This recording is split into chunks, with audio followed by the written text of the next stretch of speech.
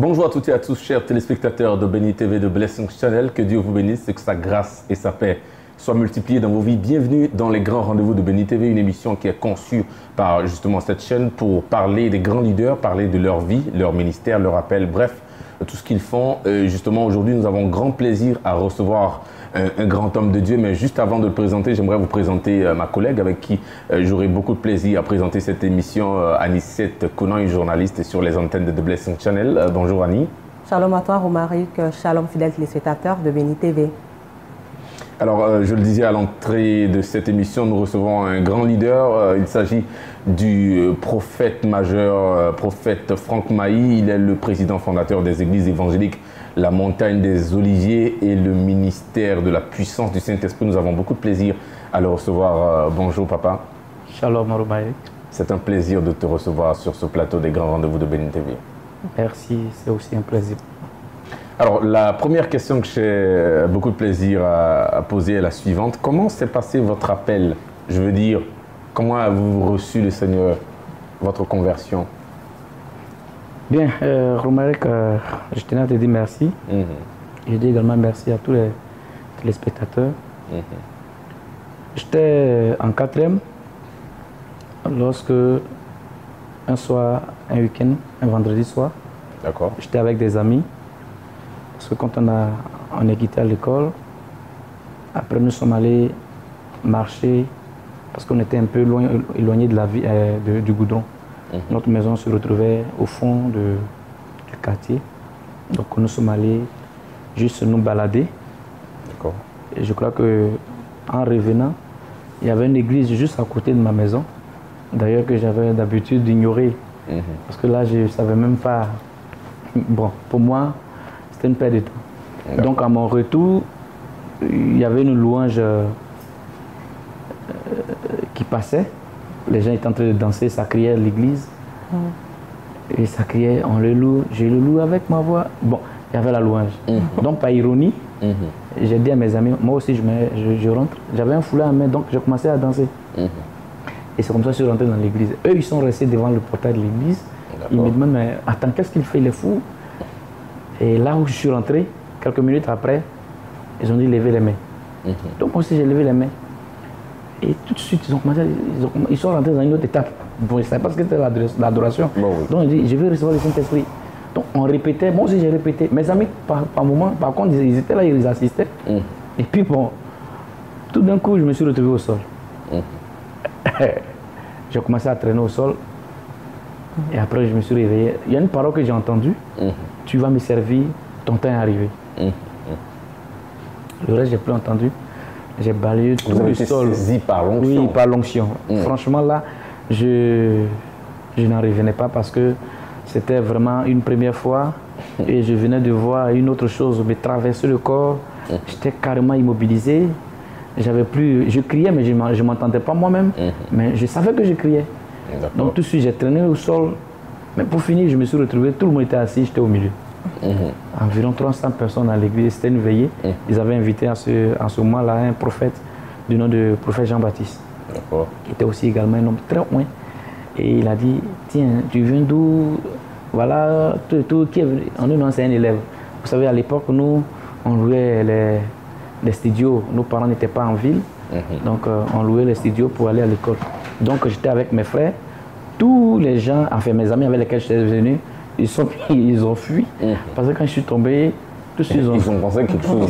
Voilà, ils ont fui. D'accord. Et après je me suis réveillé, je me suis remis. Et ils ont commencé à m'expliquer. Je devais servir le Seigneur. Donc moi je ne croyais pas. Mais ce qui me marquait, j'étais tout sale. J'avais porté un vêtement blanc. J'étais vraiment sale. Je ne pouvais plus aller à la maison. J'étais assis, on dit non, il faut rester pour qu'on termine la veille. Donc je suis resté comme ça jusqu'au matin. Quand je suis rentré à la maison, mes frères ont commencé à se moquer de moi. Le pasteur m'a entretenu, il me dit bon voilà, le dimanche il faut revenir. Et dimanche, j'ai commencé à venir à l'église. Ensuite, c'est comme ça c'est parti. Et j'ai plus quitté l'église jusqu'à présent. Alors prophète, après cette conversion, est-ce de là qu'est parti votre ministère prophétique? Non, il faut dire que j'ai suivi toutes les étapes de l'église. J'ai d'abord été enseigné. Ensuite, j'étais le responsable des commandos. Ensuite, j'ai été responsable de l'évangélisation.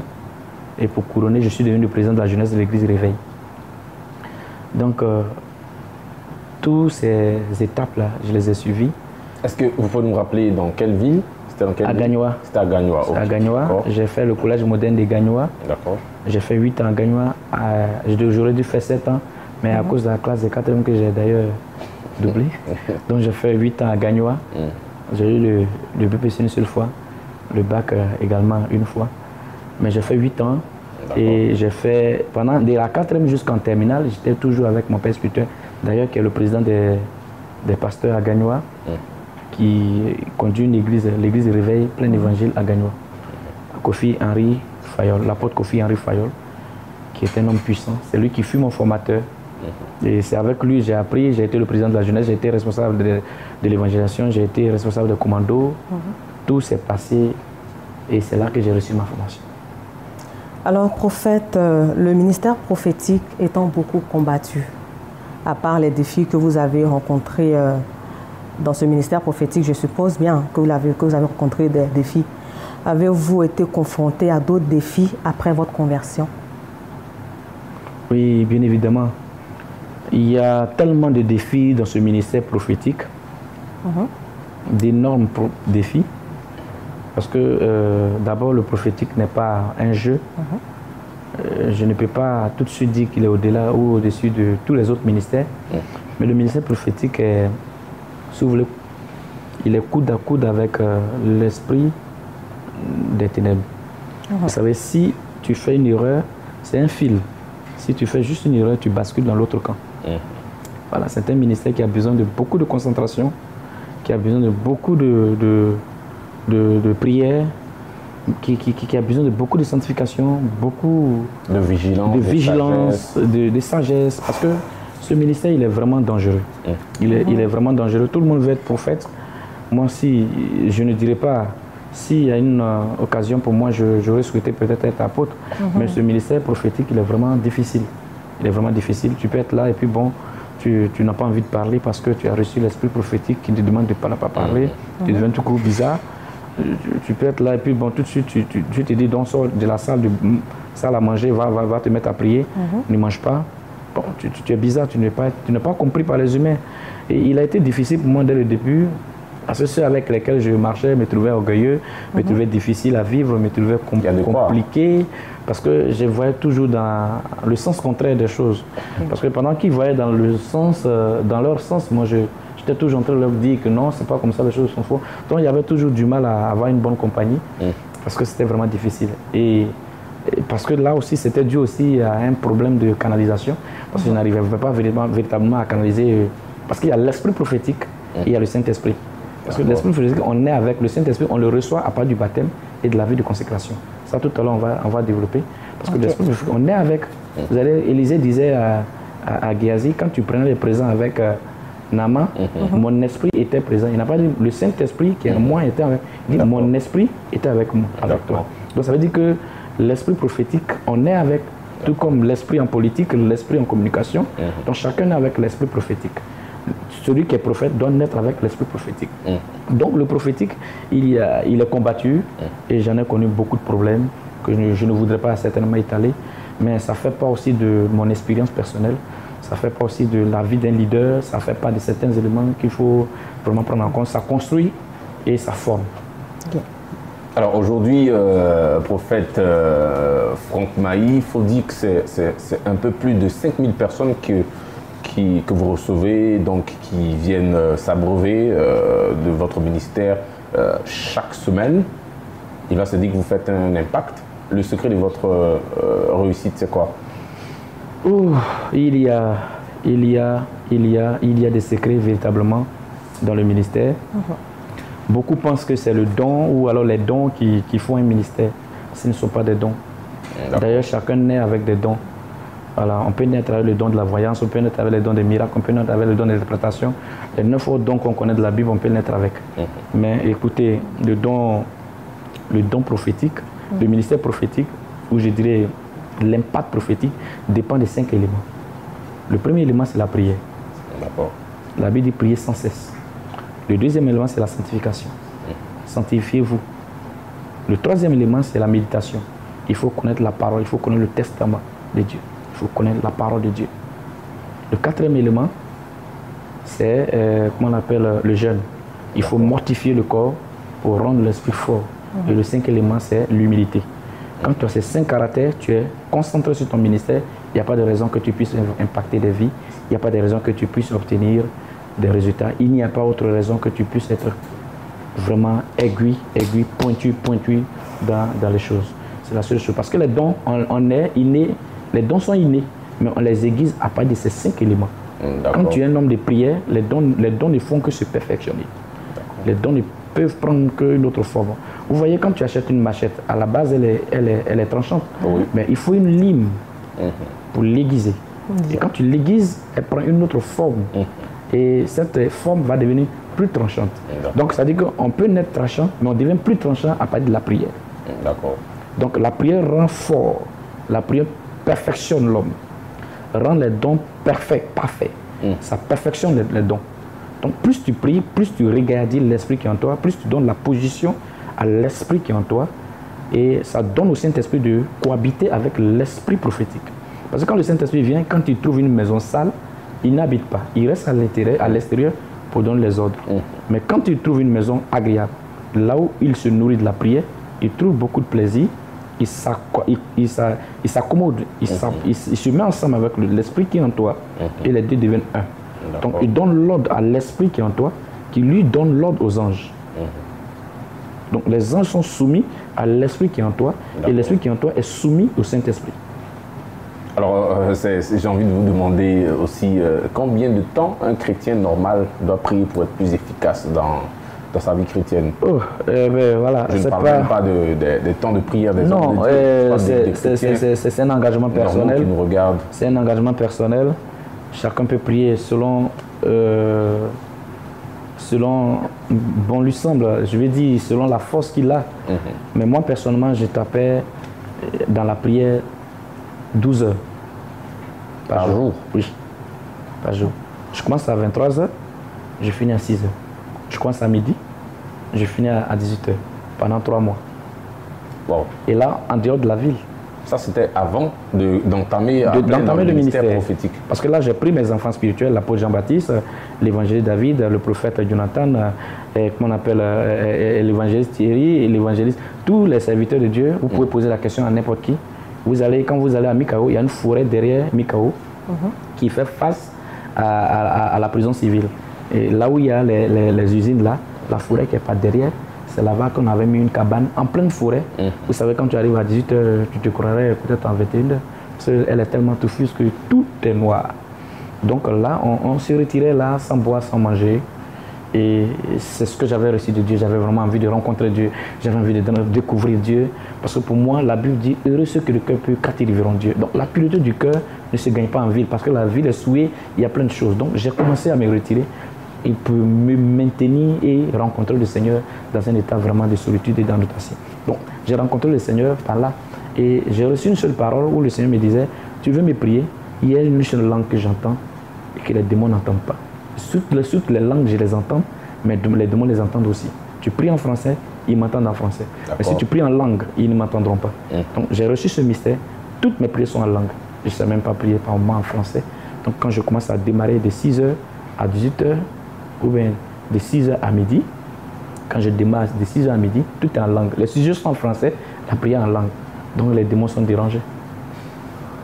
Alors, on va parler maintenant de votre organisation en tant qu'Église. Comment vous êtes organisé en tant qu'Église d'abord, et après on parlera de comment vous fonctionnez dans l'organisation de votre ministère. En tant qu'Église, est-ce que vous pouvez nous dire comment vous êtes organisé? Au niveau du ministère, je fonctionne en ministère prophétique, mais l'Église est sur la coupole apostolique. D'accord. Voilà. Donc je donne la libre expression à tous mes ouvriers. D'ailleurs, j'ai établi, selon comment on appelle, le règlement intérieur et les statuts, un vice-président. J'en ai le président fondateur. Donc il y a un vice-président qui est un apôtre. qui est le président de toutes les églises. Et moi, je suis le fondateur du ministère de l'église. Donc lui, il a la capacité, la responsabilité de convoquer les pasteurs et d'établir les églises. Donc il est apôtre. Il est dans sa fonction d'apôtre. L'église est sur la coupole apostolique.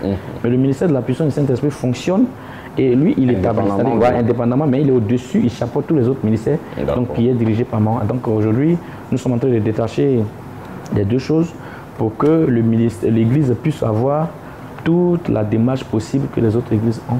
Mais je veux dire qu'en ce qui concerne l'administration, après le président de l'église, après le président qui est le pasteur principal, il y a le président de l'église. Le président de l'église, on avait mis à l'époque, qui est le secrétaire général, parce qu'il est le secrétaire général de l'église.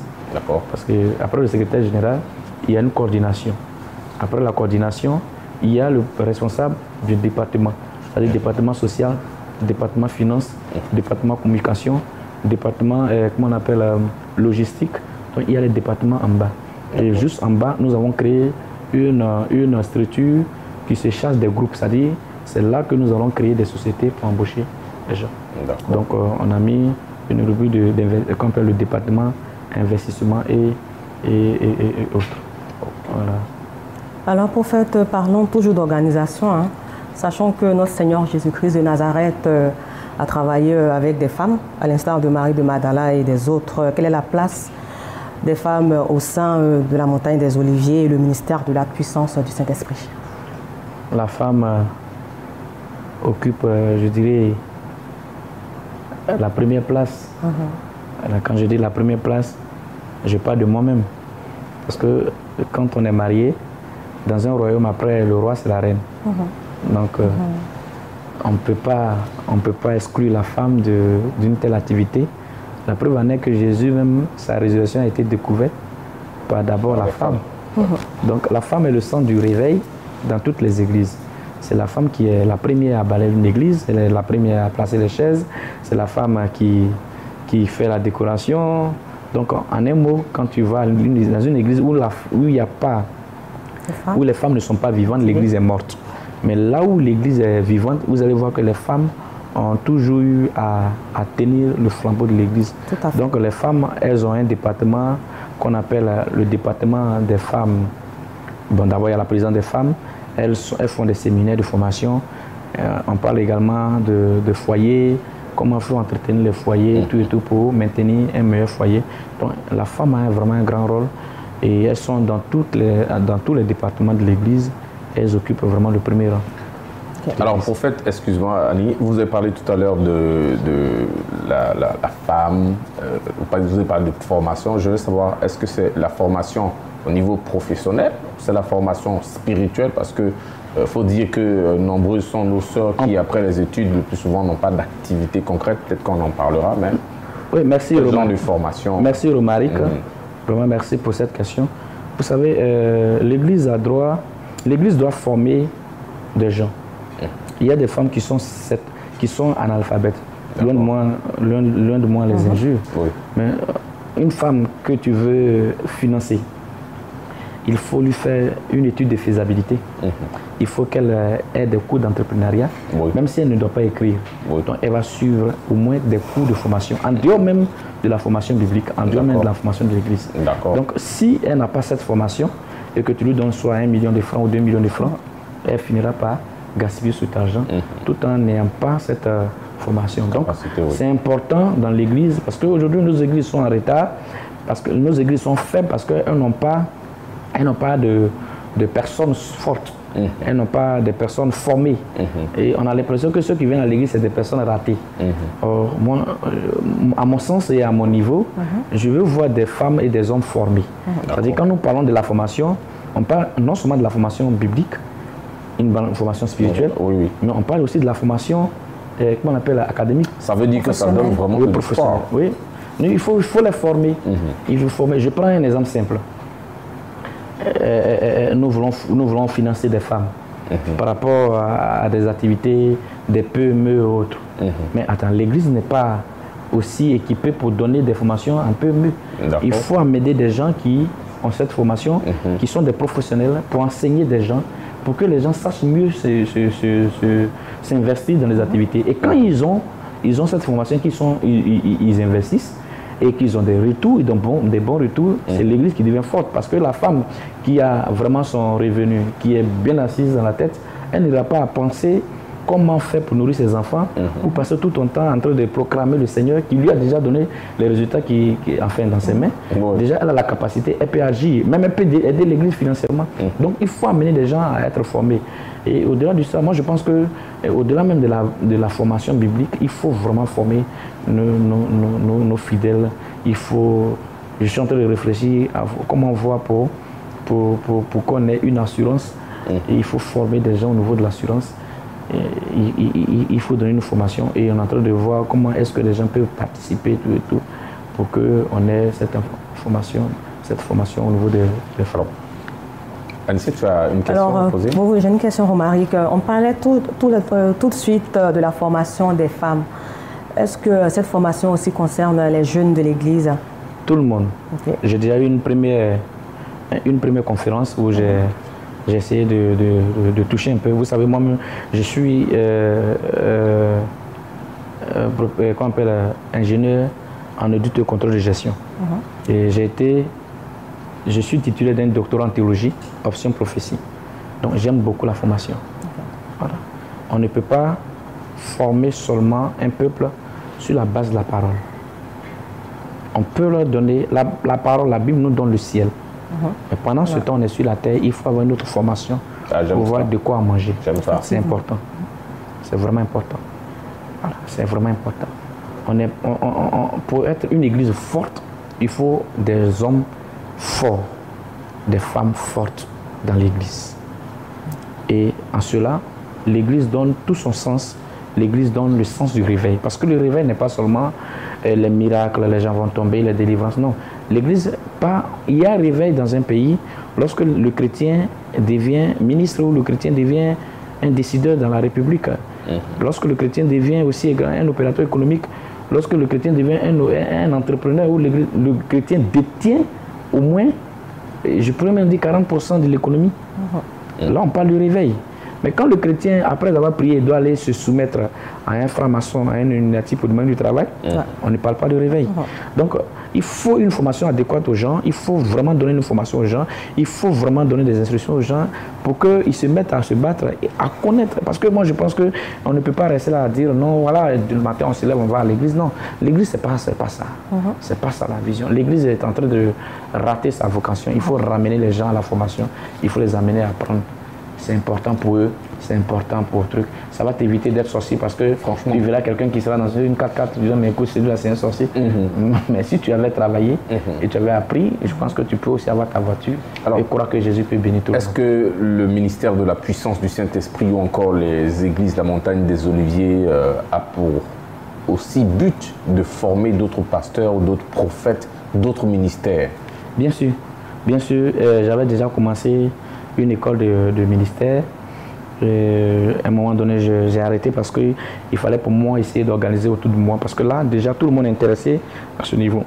Vous savez, la formation n'est pas forcément, c'est pas forcément celui qui va rester longtemps avec toi. Tu peux former quelqu'un et puis peut être utile.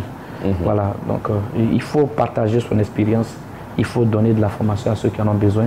Et ceux qui surtout aspirent à être grands, ceux qui aspirent à être vraiment qui aspire et qui croit en toi. Aller vraiment du moment que tu es un modèle, il faut l'être véritablement, pas seulement pour ton église, mais il faut l'être pour les autres. Si vous nous suivez, chers téléspectateurs, sachez que vous regardez les grands rendez-vous de Bénin TV de Blessings Channel. Nous sommes avec le président fondateur des églises évangéliques La Montagne des Oliviers et du ministère de la puissance du Saint-Esprit, le prophète, le docteur Franck Mailly. Nous avons beaucoup de plaisir à le recevoir. Justement, nous étions sur le point de parler de communication. Annie? Alors, prophète, selon le livre de Actes 1, notre Seigneur Jésus-Christ nous demande de prêcher l'évangile jusqu'aux extrémités de la terre. Par exemple, en utilisant la télévision, la radio, Internet et les autres médias. Alors, ce sont des hommes qui ont découvert tous ces médias. Pourquoi n'êtes-vous pas trop présent sur ces médias? Est-ce une recommandation divine ou un choix personnel? Être sur les médias, justement, vous prêchez l'évangile jusqu'aux extrémités de la terre. Merci la question est vraiment bien posée. Eh bien, je voulais répondre en disant que, en fait, la Bible dit chaque chose en son temps. On fait chaque chose selon le temps de Dieu. Et surtout quand il s'agit de travailler pour le Seigneur, il faut lui demander comment il voudrait que tu te tiennes. Alors, au début de mon ministère, j'ai voulu faire la communication. Et le Seigneur m'a dit non, tu restes dans l'anonymat, tu restes dans le silence et tu travailles. Les résultats que tu obtiendras vont parler de toi. Même si nous savons que à la montagne des Oliviers ou bien lors de vos différentes croisades, les miracles, les guérisons, les déblocages, les prophéties même, on n'en parle pas. Tout ça, je pense que ça pourrait faire matière de publicité, on va dire, annoncer ce que le Seigneur vous utilise pour faire, pour gagner plus d'âmes. Oui, vraiment, c'est parfait, c'est vrai. Je disais que les miracles, il en existe plusieurs.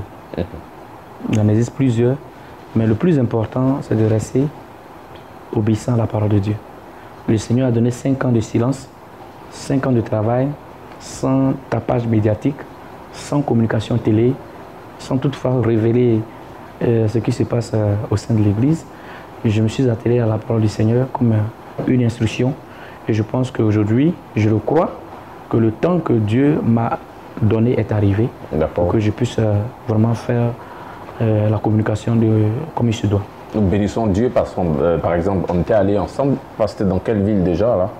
À Grand Laou. C'était à Grand Laou, mais c'était extraordinaire. La foule qui est venue, les délivrances, les guérisons, le nombre de petits sorciers déjà qui étaient là, c'était extraordinaire.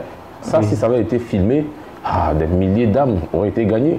Donc je me dis, par exemple, pour revenir sur l'importance de communiquer des médias pour prêcher l'évangile jusqu'aux extrémités de la terre, je me dis que si ça avait été filmé et mis sur les antennes, par exemple de Béni TV, de Blessing Channel, des milliers d'autres âmes encore allaient être gagnées et ajoutées au nombre des milliers de fidèles que vous avez déjà. Oui, ça a été filmé, comme je le disais tantôt, c'est une question d'instruction. Nous suivons les instructions, ça a été filmé, nous avons les éléments sur certaines roches et certains enregistrements et qui sont à la disposition de la communication. Tous les éléments sont encore là, Là, vous attendez les moments de l'esprit. On attend le hockey du Seigneur. Là, vous êtes d'accord de l'importance des médias au sein de votre ministère? Bien sûr, maintenant où nous sommes, le temps dans lequel nous sommes, le temps actuel, on ne peut pas servir le Seigneur sans la communication. D'accord. Non, c'est pas possible parce que aujourd'hui tout le monde est sur l'internet, tout le monde. Aujourd'hui, l'internet est encore plus rapide et tout le monde suit les chaînes de télévision chrétiennes. Il y en a même qui ne regardent plus les chaînes chrétiennes païennes parce que ils se disent que bon, ils peuvent vraiment avoir affaire à d'autres choses, des nudité ou autres. Donc, faire passer ces images sur une chaîne de télévision, c'est vraiment important. Et dans 5 ans, ceux qui n'auront pas compris la communication seront véritablement en arrière et ils seront dépassés. Malgré tout ce que le Seigneur fait. Non, malgré l'onction, malgré c'est vrai, le Saint-Esprit fait un travail, mais il faut ajouter à ce que Dieu fait. Il faut joindre la communication pour faciliter le travail qu'on est en train de faire. La communication est très très importante. Elle est devenue aujourd'hui un élément incontournable dans le monde. Donc on ne peut pas faire une activité sans communiquer autour de cette activité. Alors tout à l'heure vous avez parlé avant de parler des 5 différents piliers pour réussir sa vie chrétienne, vous avez parlé du Saint-Esprit. Quelle est la place du Saint-Esprit dans votre ministère? Le Saint-Esprit occupe la première place. Le Saint-Esprit c'est la personne de Dieu. La Bible dit: je vais au Père, mais je vous enverrai le Consolateur. Lui et moi, nous formons un. Donc, quand on dit Dieu le Père, Dieu le Fils, Dieu le Saint-Esprit, le seul est en un. Donc, le Saint-Esprit, il est au début, il est à la fin, il est au milieu. Il est au commencement et à la fin. Il est en tout et en tout et en toutes choses. Le Saint-Esprit, c'est d'abord lui. Pourquoi l'Esprit? Quand on dit Saint-Esprit, c'est Dieu. C'est l'Esprit de Dieu. Quand on dit l'Esprit de Franck Maï, c'est Franck Maï. Quand Franck Maï commence à perdre l'âme, Dieu prend son souffle Et il prend l'âme qui va juger soit au paradis ou qui va envoyer en enfer. Mais l'esprit retourne, qui est le souffle de Dieu, retourne à Dieu. Le corps reste dans la terre. D'accord. Mais Dieu, lui, il est carrément esprit. Ne pouvant pas s'étaler sur la terre, il a envoyé son esprit. Donc le Saint-Esprit, c'est Dieu. Ce n'est pas quelqu'un d'autre, c'est la personne de Dieu. Donc quand nous disons le Saint-Esprit, quand nous l'invoquons, on invoque le Seigneur. Et il y a le côté puissance. Oui, le Saint-Esprit n'est seulement pas que manifestation de puissance. Le Saint-Esprit assagit, le Saint-Esprit transforme, le Saint-Esprit donne de, si vous donne de l'intelligence, le Saint-Esprit donne aussi la douceur. Quand vous lisez les Galates 5, 22, à partir où nous avons les 9 éléments de l'esprit, moi j'appelle ça les 9 pépins. Parce que vous avez dans une orange, vous verrez les grains qu'on appelle les pépins. C'est ça qui forme, on appelle ça les fruits de l'esprit. Moi j'appelle ça les 9 pépins de l'esprit. Donc quand tu as ça, tu manifestes. On a la joie, l'amour, la bonté, la bénignité, la patience, la douceur, tous ces éléments qu'on a. Il y en a dans Galates 5, 22. Donc le Saint-Esprit, il donne la douceur, il donne la paix, il donne l'amour, il donne la bénignité, il donne ces éléments. Quand tu l'as, tu es déjà une personne transformée. Donc on ne peut pas être dans une communauté dite chrétienne et puis n'est pas invoqué le Saint-Esprit. S'il n'est pas invoqué, Dieu n'est pas invoqué. Okay. Donc il est d'abord en première position. Il est au début et il est à la fin. Qui dit Jésus dit le Saint-Esprit? Qui dit Dieu dit le Saint-Esprit? Pour faciliter, quand on dit le Saint-Esprit, par moment, les gens, c'est quand les gens veulent tomber. Non, non, il est présent à tout moment. D'ailleurs, là où nous sommes, il est là. Amen. Voilà, la Bible dit là où 2 ou 3 personnes sont, il est présent. Qui est présent? C'est le Saint-Esprit. Dit son esprit est présent. Dieu est présent par son esprit. Donc le Saint-Esprit, on ne peut pas dissocier Romaric de son esprit, sinon il n'est plus. Donc on ne peut pas dissocier une église de l'esprit de Dieu, si l'église n'est plus. L'église étant le corps de Christ, le Saint-Esprit doit habiter dans le corps qui est l'église. Donc si on enlève l'esprit, l'église est morte. Donc le Saint-Esprit doit être à tout niveau. C'est pas quand quelqu'un tombe, non. Généralement, bon, je suis désolé de voir des églises l'invoquer le jour de la Pentecôte. Le Saint-Esprit vient, c'est vraiment déplorable parce que le Saint-Esprit ne vient pas le jour de la Pentecôte. Il est quotidiennement avec nous. C'est quelque chose qu'il faut corriger. Il faut corriger cela parce que le Saint-Esprit est quotidiennement avec nous. Il est en nous. Dès l'instant que nous le recevons, il demeure en nous. Nous lui donnons toute la place. C'est lui qui nous corrige. C'est celui qui nous donne d'être meilleur, d'être excellent. C'est celui qui nous transforme. C'est celui qui nous guide. Il a tout. Il a les clés du succès en main. Il a les clés de la transformation en main. C'est le Saint-Esprit qui donne les portes, les ouvertures des portes. C'est lui qui peut fermer, qui peut les ouvrir. C'est le Saint-Esprit. C'est le Saint-Esprit en toutes choses. Vous savez, quand il arrive en toi, il rentre en contact avec ton esprit. Et les deux rentrent en symbiose pour donner des ordres aux anges. Toi, Romaric, tu as un ange auprès de toi. Moi, j'en ai. Elle est un nana. Quand vous lisez Acte 12, vous allez comprendre que lorsque Pierre a été enlevé et qu'il a été mis en prison, le jour qu'il sort de la prison, il vient devant la porte. La servante Rhode vient, dès l'instant qu'elle devait ouvrir, elle a entendu la voix de Pierre. Elle est retournée pour dire aux gens que Pierre est sorti de prison. Vous savez ce que les autres qui priaient disaient? Quand bien même qu'ils priaient, ils ont dit non, écoute, Pierre ne peut pas sortir. Tu as vu son ange. Ils ont dit à la servante, non, tu es folle, c'est l'ange de Pierre. Pierre ne peut pas être à la porte. Ça veut dire que chaque homme a un ange et ton ange te ressemble. Ton ange fait exactement ce que tu lui demandes. Donc le Saint-Esprit, quand il vient, il ne s'adresse pas à l'ange, il est le suprême, le supérieur. Il s'adresse à ton esprit. Il rend ton esprit pur. Et ton esprit travaille dans le sens que Dieu veut. Et du coup, les deux donnent, l'esprit donne, ton esprit donne l'ordre. Et comment on appelle aux anges? Quand le démon vient, il rentre en contact avec ton esprit. Et puis ton esprit donne des ordres aux démons qui sont affectés. Quand le Saint-Esprit est présent, les anges travaillent pour toi. Quand le démon est présent, c'est les démons qui travaillent pour toi. Alors prophète, suite à tout ce que vous venez de dire, quelle disposition un chrétien doit prendre pour être habité du Saint-Esprit et avoir les anges à sa mission? Merci, c'est tellement simple. Quand nous lisons le livre de Matthieu, il est écrit « Heureux ceux que le cœur pur quand ils verront Dieu ». D'abord, la vraie confession. 5, verset 8. Oui, 5, 8. Heureux ceux que le cœur pur quand ils verront Dieu. Vous voyez que lorsque d'abord, la vie chrétienne part à partir de la pureté du cœur. Vous voyez, nous faisons des batailles qui n'ont pas de sens. C'est quand le péché est consommé qu'on accuse la chair. Or, tout part à partir de notre cœur. Quand tu prends Marc 7, 21, il est dit, ce n'est pas ce que nous mangeons qui nous suit, mais c'est ce qui sort de nous qui nous suit, car c'est de notre cœur vient toutes les mauvaises choses, les mauvaises pensées, les querelles, l'adultère, l'imbécilité, toutes ces choses viennent du cœur. Donc, dès l'instant que le cœur les a consommés, du coup, le péché est consommé à partir du cœur, à partir de la chair. Donc, on ne peut pas arrêter un péché qui est déjà consommé dans le cœur. Donc, la meilleure lutte le chrétien doit faire, c'est de lutter contre les pensées de son cœur. C'est pourquoi la Bible dit, garde ton cœur plus que toute chose, car c'est de lui vient la source de la vie. Parce que, une fois, la véritable lutte, c'est dans le cœur. Quand le péché vient, tu dis, je refuse au nom de Jésus-Christ. Donc, la lutte se fait dans ton cœur. Deux pensées vont naître. Il y a une pensée négative et une pensée positive. Donc, accrois la pensée positive pour rejeter la pensée négative. À partir de là, tu donnes place à Dieu dans ton cœur.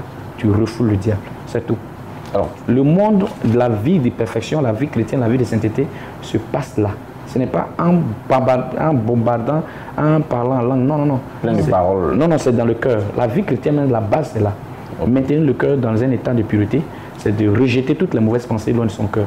Quand tu lis ces passages-là, tu comprends que si tu as eu une maîtrise de ton cœur et rejeter les mauvaises pensées, tu deviens une meilleure chrétienne, tu deviens un meilleur chrétien. Alors, pour aller dans ce sens, tout à l'heure, vous avez parlé je dirais, de 5 piliers pour une vie chrétienne équilibrée, à savoir la sanctification, vous avez parlé d'humilité. Un ministère équilibré. Un ministère équilibré. Vous avez parlé de l'humilité, la sanctification, le jeûne, la prière et la méditation. Est-ce que vous pouvez nous en dire plus quand on prend le cas de l'humilité, la Bible dit l'humilité précède la gloire. Dieu résiste la chute. Le gloire précède la chute. Donc, quiconque veut la gloire doit être humble, doit servir les autres. Jésus me dit, si vous voulez être grand, soyez les serviteurs des autres. Okay. Donc, la meilleure des choses, c'est d'être humble. C'est d'être humble, ça ne sert à rien. Je voulais dire quelque chose. Une fois, j'étais dans un endroit où je me mettais à manger et les gens disaient, mais c'est le prophète Franck Maï. L'homme qui fait mal à Ypogona qui est là, non. Pourquoi il peut se permettre de ici? Écoute. Vous êtes en train de manger avec la main? Oui, je suis manger à la main. Ils sont étonnés de me voir manger à la main. Comme si j'étais vraiment un extraterrestre. Non. Il faut être toi-même. Quel que soit ce que tu fais, quel que soit ce que tu es, quel que soit ce que tu as, tu es un humain. C'est quand même un peu choquant de voir qu'un ministre de Dieu, que Dieu utilise puissamment, par exemple, de Dieu n'ira pas au ciel dans votre programme de Mahanaïm, vous avez donné une prophétie à une femme qui avait perdu son bébé et qui l'a retrouvé 45 ans après, des malades de sida. Non, ce n'était pas à un programme de Mahanaïm, c'était à l'église. La dame a perdu son bébé à 3 mois et l'enfant, les parents sont partis avec l'enfant. Des années plus tard, la femme était à la recherche de son enfant. Et certains même lui ont dit l'enfant est mort. Donc dans la désolation, elle n'avait plus d'autre moyen que de dire, ah Dieu, elle est vieille. Elle est vieille, elle est dans la soixantaine. Et je lui ai dit, tiens, tu as perdu un enfant à 3 mois. Elle a tiqué. L'enfant a vie. Elle ne croit pas. C'était à l'église. J'étais convaincu de ce que j'avais entendu dans mon cœur. Donc je lui ai dit, l'enfant, pour le retrouver, va à la gare. Il y a un syndicat qui s'appelle Temps. Du nom de Temps, tu le retrouveras. À la gare de Divo. Elle est partie à la gare de Divo. Quelque temps plus tard, elle a demandé. Le monsieur avec lequel elle a eu l'enfant, dit, oui, tiens, le monsieur, il était ici, mais il est quitté. Il allait à Dimboko. C'est comme ça qu'il allait à Dimboko. À Dimboko, on lui a dit, non, voilà le numéro sur lequel tu peux avoir l'enfant. Et la dame a retrouvé l'enfant. Elle est venue rendre témoignage ce dimanche dernier, devant tout le monde, et avec l'enfant, 46 ans, l'enfant dans la main, et qui devient un homme maintenant, 3 mois plus tard. Quelqu'un qui voit le prophète Franck Maï utilisé puissamment par le Saint-Esprit, guérit les sida, guérit les diabètes, des guérisons extraordinaires, des résurrections même de mort. Attention, le prophète Maï ne guérit pas le sida. Oui. Son Dieu guérit le sida. Oui, c'est ce que j'ai dit, par la puissance du Saint-Esprit. Voilà. Donc, non, le prophète Maï guérit, c'est grave. Je ne guéris pas. Ok, donc c'est Dieu qui guérit à travers vos... Voilà. Ok, donc voir le prophète Franck Maï en train de manger avec la mère, bon, quelqu'un pourrait dire c'est un peu choquant. Non, il n'y a rien de choquant. Si tu sais que ce que tu fais dépend de Dieu, tu n'as pas à te choquer. Tu ne pas être choqué. Parce que si on est serviteur du Seigneur, la première chose qui doit nous caractériser, c'est l'humilité, la simplicité. Être au milieu du peuple. Parce que Jésus était au milieu du peuple. Il annonçait l'évangile au milieu du peuple. Nous sommes venus pour apporter l'évangile à des humains, mais pas à des gens. Si on n'est pas humain, qu'on ne se comporte pas comme des humains, alors à qui voulons-nous annoncer l'évangile? pour que ces gens-là soient sauvés. Vous avez parlé d'humilité, maintenant la sanctification, après vous allez parler de la prière, la méditation. La sanctification, c'est l'une des voies pour atteindre Dieu. La Bible dit, Dieu est saint, que celui qui l'adore soit saint. C'est simple. Et ça veut dire quoi, la sanctification? La sanctification, c'est de s'éloigner de tout ce qui peut être... Galates 5 le dit, Galates 5 à partir du verset 19. Ah, ok. Les choses contraires à la chair, qui sont contraires à l'esprit. Donc, les choses de la chair, vous le savez, les querelles, l'animosité, les bagarres, l'adultère, l'impudicité, tout ce qu'on peut imaginer. Donc, ces éléments-là, ce sont les choses de la chair que Dieu n'approuve pas dans son royaume, dans sa volonté. Alors, prophète Franck Maïmo, je veux revenir sur le volet de la communication. Après votre obéissance à la recommandation divine, est-ce que vous recevez des invitations de l'extérieur, en Europe, en Asie, en Océanie, pour faire le ministère? Oui, merci Anicette. Plusieurs fois, j'ai été invité. Là encore, je vais un peu vous choquer. Parce que vous savez, j'ai été invité plusieurs fois et Dieu m'a dit, tant que tu n'auras pas encore atteint 5 ans de ministère, tu ne sors pas de ce pays. J'ai été 5 fois invité en France, 3 fois en Allemagne, 2 fois en Angleterre, 3 fois en Angola, 1 fois au Portugal, 2 fois au Congo. On ne peut pas compter. Oui, on ne peut pas compter. Et écoutez, à un moment donné, tu sais, quand tu es pressé pour truc, j'ai été tenté comme un humain. Je suis allé demander le visa. Moi qui prie pour les gens, ils ont le visa. On m'a refusé le visa. Et j'ai compris, puis Dieu m'a dit, si tu t'attelles, tu vas connaître le mieux. Donc j'ai arrêté. Maintenant, je suis dans la 5e année. Il me dit, maintenant, va, demande le visa d'Israël. J'ai eu le visa chandelier, pas un billet. J'étais à la maison, on m'a appelé, on dit, bon, tu as ton visa chandelier. Tiens, viens, tu vas aller en Israël. Et je ne suis pas allé en groupe, je suis allé de façon individuelle. Vous savez, quand Dieu te donne un ordre et une instruction et que tu obéis, il est dans sa volonté. Donc, je suis resté là sans voyager. Mon premier voyage que j'ai fait, c'était avec ma femme au Maroc, avec les enfants. Quand on est revenu, après encore, il m'a dit non, tu ne sortiras pas. Et cette année, je les ai fait sortir. On dit que le prophète Franck Maï est vraiment soumis au Saint-Esprit. C'est la seule chose qui me rend fort. Je suis à l'écoute du Seigneur. Quand Dieu me dit faites tant, ce que vous avez dit à côté, ça ne m'intéresse plus. Non, ça fait que les gens ont du mal à me cerner. Quand je dis, il dit on va faire Manaïm. Et vous savez qu'on peut être au point zéro, on n'a même pas un rond. Donc vous connaissez le raisonnement des humains. On dit écoute, on n'a pas l'argent, qu'est-ce qu'il fait? Dieu dit on va faire. Et quand on finit de faire qu'il y a des résultats, c'est en ce moment qu'il se dit mais attends, c'est pas un nom normal, mais pourquoi c'est quelle foi de folie ça? Donc quand Dieu me dit de faire une chose, je m'attelle à ce que Dieu dit. Donc disons, pour revenir à la question d'Anicette, je disais que le Seigneur m'a dit de ne pas sortir pendant 5 ans. Donc j'ai eu plusieurs invitations. J'ai même mon ami qui est en France, l'apôtre Kamba, Suzuma qui est à Lyon, qui m'a invité plusieurs fois. Il s'étonne même qu'on n'avait pas accordé le visa. Pourtant, il vient tout le temps. Pourtant, il vient tout le temps, mais j'avais même pas de trucs. Qu'est-ce qu'on me demande? Il faut avoir tel montant sur ton compte, j'en ai. Il faut avoir un tel terrain, j'en ai. Il faut avoir des véhicules, j'ai des véhicules. Mais qu'est-ce qui manque? Pourquoi on ne me donne pas le visa? J'ai compris que quand Dieu te dit de ne pas faire, il ne faut pas faire. Donc, j'ai préféré ne pas même me battre pour quoi que ce soit et attendre le temps de Dieu. Et aujourd'hui, voilà ce qui s'est passé. Il y a plein d'invitations, plein d'invitations qui sont sur la table. Et il y en a plusieurs aujourd'hui. J'entends que Dieu me dise de sortir. Surtout même que ce ne sont pas des invitations de visite, mais des prières. Des méga églises où on peut avoir 1500, 2000 à l'extérieur. Là même, j'ai reçu une invitation du Nigeria que j'attends aussi que Dieu me dise d'aller avant de partir. D'accord. Alors, prophète, nous tirons allègrement à la fin de cette émission. Quels sont vos projets à court, moyen et long terme? Merci. J'ai un programme assez un peu important. Nous allons sillonner la Côte d'Ivoire, des campagnes d'évangélisation. J'ai déjà dénommé cela à 2 niveaux. Il y a la campagne prophétique et la campagne d'évangélisation. La campagne prophétique, c'est atmosphère du prophétique authentique qui va sillonner les villes. Et ensuite, la campagne d'évangélisation qui est Jésus-Christ, sauveur des nations. Donc nous sommes en train de nous préparer. Je suis en train de préparer une équipe des commandos, des serviteurs, des évangélistes, les préparer à l'homme pour que nous puissions véritablement sortir afin de propager l'évangile comme le Seigneur nous le demande. Amen. Et ensuite, nous sommes en train de nous préparer à bâtir un temple de milliers de personnes que je ne pourrais pas maintenant dire pour ne pas augmenter le nombre de mes ennemis. Donc, un grand temple vraiment qui va impressionner Amen. à la gloire du Seigneur Jésus-Christ.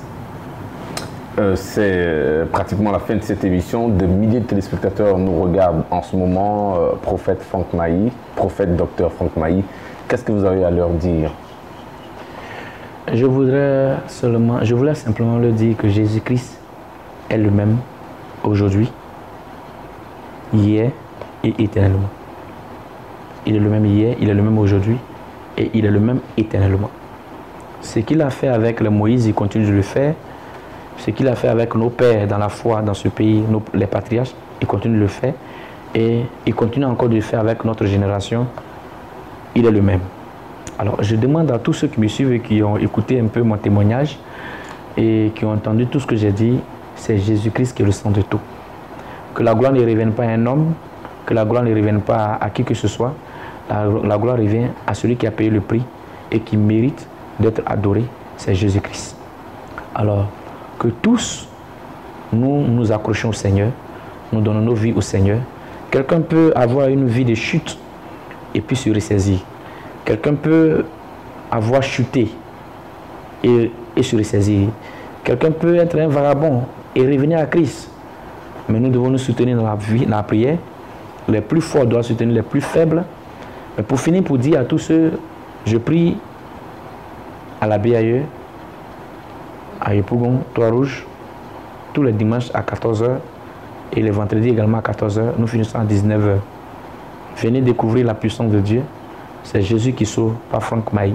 Venez voir ce qu'il est capable de faire avec moi et avec ses serviteurs. Que Dieu vous bénisse. Que Dieu bénisse tous les enfants de Dieu de la nation ivoirienne.